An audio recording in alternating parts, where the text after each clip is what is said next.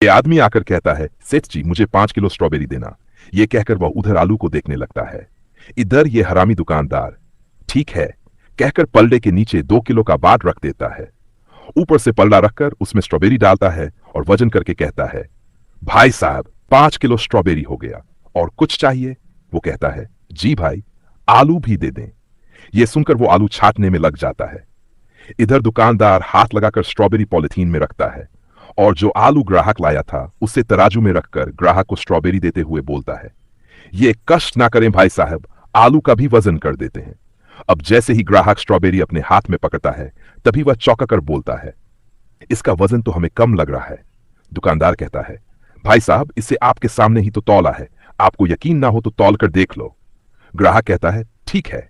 खुद तौलते ही वो सोच में पड़ जाता है, वजन तो सही है लेकिन फिर भी हल्का लग रहा है, इसके पैसे बताओ। दुकानदार बोला 2500। फिर पूछकर उसे पैसे देकर चला जाता है। तभी दूसरा ग्राहक आता है, भाई साहब गाजर सही है? दुकानदार, जी भाई साहब कितना दे दें? ग्राहक बोला, 3 किलो तोल दो कहकर बैंगन देखने लगता है। इधर ये हरामी दुकानदार फिर से पल्ले के नीचे 1 किलो का बाट रख देता है और वजन करता है। अब दूसरा ग्राहक उसे उठाकर कहता है, ये गाजर तो 3 किलो से कम लग रहे हैं। तभी ये दुकानदार तराजू के नीचे रखे बाट को हटा रहा होता है। वो ग्राहक देख लेता है और उसका हाथ पकड़ लेता है। तूने तराजू के नीचे वजन क्यों रखा था? दुकानदार कहता है, भाई साहब गलती से चला गया। तभी तीसरा ग्राहक आ टपकता है, भाई साहब मुझे 1 किलो टमाटर दे दो। दूसरा ग्राहक कहता है, भाई साहब इसके यहां से सामान मत लो, ये हेरा फेरी करता है। इधर पहला ग्राहक स्ट्रॉबेरी लिए हुए घर की तरफ जाते वक्त रास्ते में बड़बड़ाता है, ये स्ट्रॉबेरी तो कम लग रही है। ये सोचते हुए वो एक दुकान के पास पहुंचता है और वहां वजन करवाता है। तब उसे पता चलता है ये तो 2 किलो कम है। फिर वह घूमकर वापस उसी दुकानदार के पास आता है।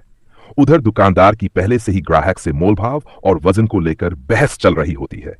तभी वह पहला ग्राहक पहुंचकर कहता है, ये चोर है, हमें भी स्ट्रॉबेरी कम दिया है। अब तीनों ग्राहक मिलकर उससे बहस करते हैं, दोबारा वजन करते हैं और उसके बाद जो हुआ उसे देखने से पहले अगर आप बजरंगबली के अन्य भक्त हैं, बजरंगबली के लिए लाइक और सब्सक्राइब करें और कमेंट में जय बजरंगबली जरूर लिखें। उसके बाद तीनों लोग मिलकर उसकी जमकर धुलाई करते हैं।